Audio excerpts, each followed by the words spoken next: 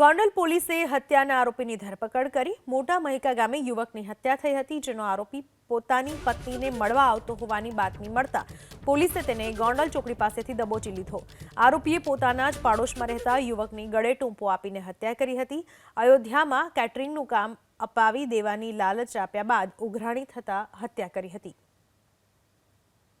ગોંડલ તાલુકા police સ્ટેશને ફરિયાદી બેન તારીખ 30/12/2024 રોજ ગોંડલ તાલુકા પોલીસ સ્ટેશને ગાયત્રીબેન વાઇફ ઓફ સંદીપગીરી ગોસ્વામી રે રાજકોટવાળા રૂબરૂ આવેલા અને તેને જાહેરાત આપેલી કે પોતાના હસબન્ડ સંદીપભાઈને આ કામના આરોપી હસમુખભાઈ ઉર્ફે હર્ષભાઈ મૂળ શંકરભાઈ ધાનેજા તથા એક સગીર વયના વ્યક્તિને મોટા મહિકા જે ગોંડલ તાલુકા પોલીસ સ્ટેશનનું ગામ આવેલું છે તેને સળગાવીને મારી નાખેલ છે।